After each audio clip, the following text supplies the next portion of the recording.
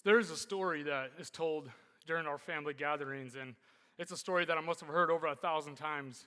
But every time I hear this story, I can't help but to grab a seat and keep my eyes glued onto the storyteller. And the story goes something like this. The year is 1942, and it's the darkest hour of a cold, cold night. We find my grandfather, who's a 19-year-old kid at this time, lying in a field of mud and bodies somewhere near the city of Leningrad in one of the worst battles of World War II. He's cold, he's wet, and out of the 12,000 Russian soldiers that were ordered to attack the Nazi front lines that morning, he is one of maybe 12 that's still alive. He's lying there and he's waiting for night to come. Nighttime means that maybe he can get up and run back to the cover of his own front lines in the cover of the dark. But when night comes, the Germans start shooting their flares, and it's so bright outside that standing up and running would have been suicide. He lies there all night, and he puts his chin on the back of his palm to keep his face out of the mud, and just as he does that, a bullet grazes his hand just inches from his face. The Germans are so close, he can hear their shouts as officers bark orders from the trenches. Any moment now, they'll find him in that field and finish him off. He wishes for a rifle, a shovel, anything at all to defend himself for even a few more seconds of life. But earlier that morning when they were ordered to attack, there was more men than there were guns. So my grandfather was handed a pack of 5 bullets and ordered to run with the hope of finding a rifle somewhere along the way. He lies there all night, and when morning finally comes, a German soldier finds him in that field, kicks him in the ribs, sticks a rifle to his forehead, and then he says something to him that ultimately changes the life of this 19-year-old kid. He says, I don't know, speaking in broken Russian, he says, I don't know who it is that you pray to, but I've been shooting at you all night, and I could not hit you. With that, my grandfather's pulled from the ground and marched off to serve 4 years in some of the most brutal and horrid concentration camps that our history has ever seen. But there, in some of the darkest hours of our world, a time when war, hate, and division were keen, this 19-year-old kid now believed that his life was spared for something greater, and he started to live that way. Surrounded by young men from all over the world, from America, Britain, Poland, Russia, of course the Jews that were there, he gave up his own breadcrumbs to those on the verge of starvation.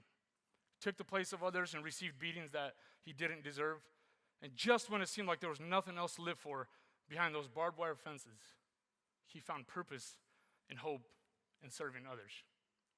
From his story, our family has accepted the following principles into the way that we live our life to this day.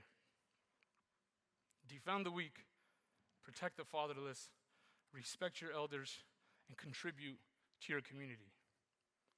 Isolation, a lack of purpose and hope, a dim or unseen future can be a problem for any individual. And in turn, they can become a problem to society. You see, we all have needs. We have the needs to have our talents acknowledged, our voices to be heard, our skills to be noticed and appreciated, and to be able to contribute to society in our own unique way. But when we fail to find a way to fulfill these needs, our enthusiasm, our value for life slowly start to diminish. Uninspired, unmotivated, and selfish people can make for a crumbling community. Today, we have no barbed wire fences to keep us in. We have no torture to kill our dreams. And we hardly have any limitations at all, yet somehow, every year, millions of Americans are becoming depressed, facing confusion and lack of purpose in life. The worst part is, our teenage boys, our teenage girls are doing the same thing. You see, you and I as adults may have already settled and accepted the way things are. But that same pressure, that same confusion applied to a teen can do much more damage. When they attempt to find their place in this world and they fail, they can oftentimes find a permanent solution to a temporary problem.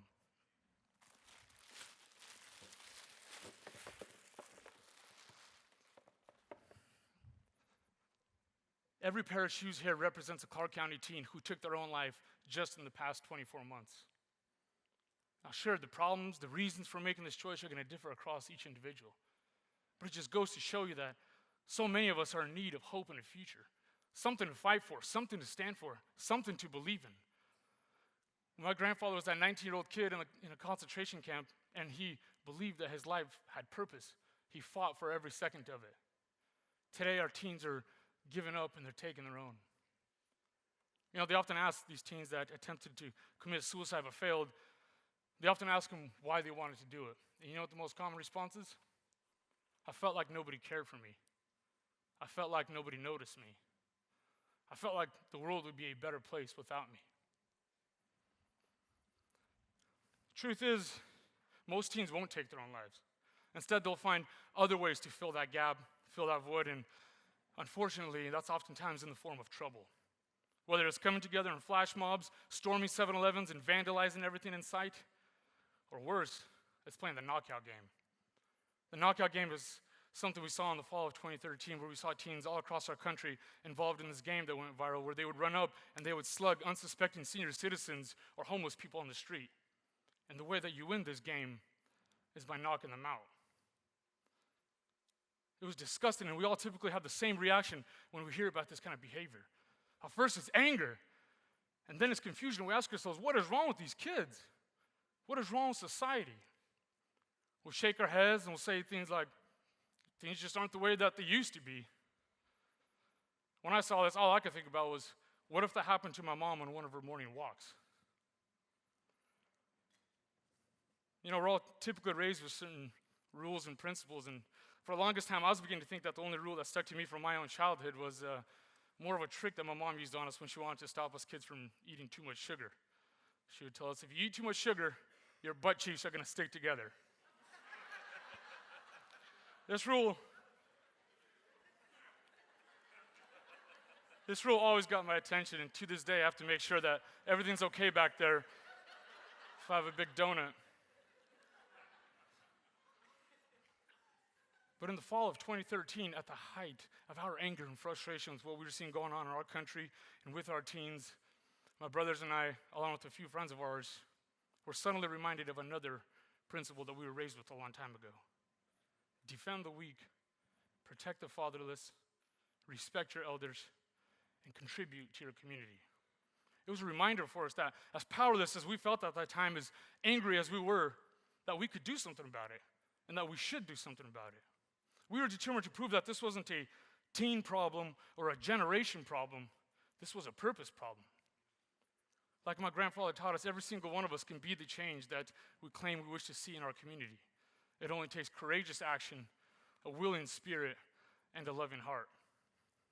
So, we stole this idea of what the word flash mob represented, and we created Flash Love. Flash Love is an organization that has taken the city by storm. It's inviting people of every culture, religion, age, gender, background, color to come together, take massive action, and be the change that they wish to see in our community. Our friend Juan can tell you all about Flash Love. Juan is a kind, young high school kid who's going to do amazing things in this world. But not so long ago, before Flash Love got to him, Juan was in a tough place. Juan's father didn't think too much of him. Kids at Juan's school didn't think too much of him. And because of them, Juan didn't think too much of himself. Juan tried hard to fit in somewhere, to be noticed by someone, but when this brought him nothing but more pain, more loneliness, Juan attempted to take his own life. Juan was finally brought into one of Flash Love's mentorship programs where he met a man named Ivanov, my older brother. And Juan quickly discovered that there were people who still cared for him and who still wanted him to be here. If it wasn't for Flash Love, Juan may as well have been another pair of shoes on that pile.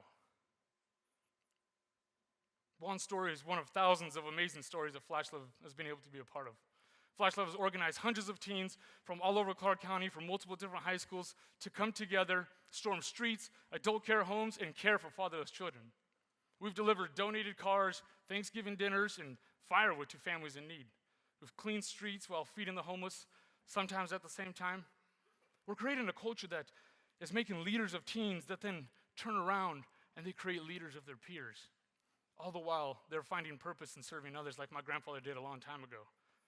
And deep down, they're discovering that they're creatures of love. So how can you help? I'm glad you asked. We need muscle, we need funding, we need mentors, we need volunteers that are ready to flip this entire city upside down. And if you choose to stay on the sidelines, well, that's okay too. Just keep an eye out for our symbol, the symbol of love and change. It's a big heart with a lightning bolt through it. And I hope that you catch our flash mob in action one day, storming these streets. But this time, not to wreak havoc on unsuspecting senior citizens and business owners, to change this community from the ground up. Ladies and gentlemen, it seems to me that if we find ourselves in a place where we're feeling purposeless, hopeless, afraid, confused, angry, If we simply shift the focus from ourselves and turn it onto others and serving others, in that we can always ignite a purpose in us and in our teens. Thank you.